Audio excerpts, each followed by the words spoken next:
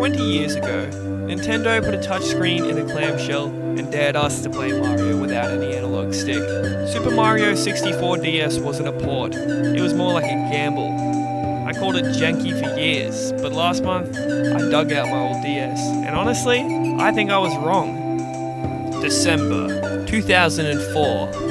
I am 2 years old. The Nintendo DS launches alongside this, a remake of Super Mario 64. Not an emulated port, a full rebuild with new textures, new characters, and 30 extra stars. The catch? The DS had no analog stick. Just a D-pad and a touchscreen that would control Mario if you wanted to drag your thumb across the screen. And it wasn't really like an iPhone screen, trust me. I lost my stylus a lot back then. I had to use my finger, and then in like February 2005 we got it here in Australia. It sold over 11 million copies. Critics gave it high scores, but for the next 2 decades the narrative became, play the N64 version instead. Today, I'm asking the question, did we judge it too harshly?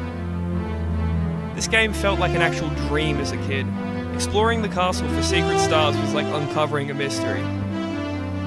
But that quality is something shared by pretty much every version of Mario 64, so I'm going to focus more on the magic of Super Mario 64 for the DS. Like drawing Mario and giving him a shake! Yup. Wobbly Picto chat, that's all I needed to be entertained for an hour, baby. Let's start with what nobody disputes. The game looks significantly better than the N64 original. Textures are cleaner, character models have actual expressions on them now, the HUD is more modern, even the skybox has got an upgrade. The N64 version chugged at 20 to 30 frames per second. The DS version holds a steady 30 frames per second on a handheld made in 2004. Now that's impressive. No fog to hide draw distance, no blurry textures. It's the sharpest Mario 64 ever looked until people figured out they could make RTX Dynamic Shadow DLSS5 mods or whatever the sound is cleaner too. Same Koji Kondo soundtrack, but crisper sound effects. The only downside to this is the DS speakers were pretty terrible. You gotta use headphones. But the real star is the new content.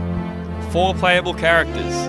You start as Yoshi, unlock Mario, then it's Luigi, then it's Wario. Each has unique abilities. Yoshi tongues enemies, Luigi flutter jumps, and Wario power punches. And it's not even just cosmetic either, it gives new ways to platform in what was already the platformer. What about the extra 30 stars? Well designed, new secret levels, new bosses, and a lot of new reasons to go back to old worlds.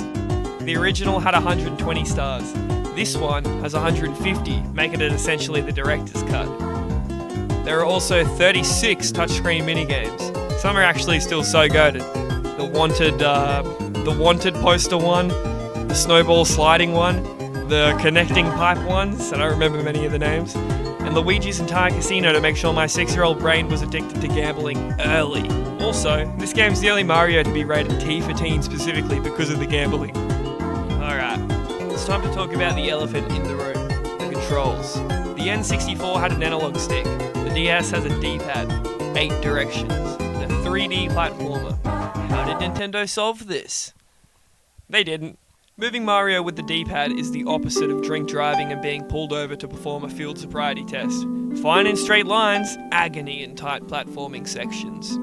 Okay, that analogy only half made sense because my brain is still a ball of angry mush after playing Tick-Tock Clock. So, Nintendo's solution? Touchscreen controls. You drag the stylus where you want Mario to go. In theory, it's innovative. In practice, your hand blocks the screen and Mario stops responding when you lift the stylus. Most players just suffer with the D-pad, but not me. I, for whatever reason, would switch between both on a whim, using the touchscreen to run through open spaces and while still holding the stylus, and then switching around to the D-pad for more decision. 8 directions of precision! Then, there's the camera. The original N64 camera was bad. This is worse. You tap icons on the touchscreen to move the camera. In a game where you gotta react instantly, that's not really acceptable. You die because you were tapping the screen instead of jumping. Is it unplayable? No. I got 150 stars. But your left thumb will hate you by Die Die Docs if you even make it that far. Here's the truth. Super Mario 64 was designed for hardware that couldn't really handle it properly. But in 2026 we got options. Option 1. Play on a 3DS. The circle pad maps to the D-pad giving you a smoother analog movement. It's not true analog, still only 8 directions! But at least it's more comfortable.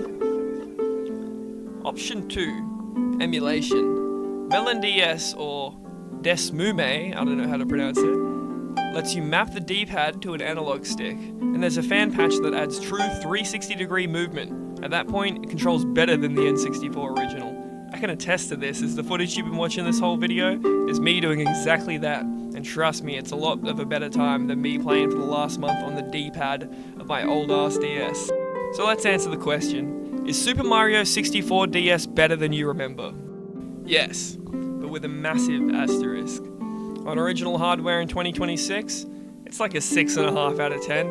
Your thumb hurts, the camera fights you, but on a 3DS or an emulator with analog mapping, it's at least an 8.5 out of 10. More content, better graphics, more replayability than the N64 version?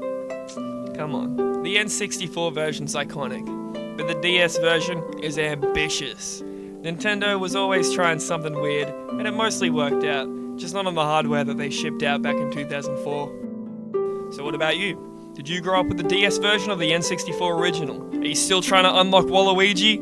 Comment it down below. And if you want more weird Nintendo retrospectives like this one, just click the box. Or, if you want me to 100% another hidden DS gem, then hit the like button. Thanks for watching, and remember... So long, Bowser! Spaghetti!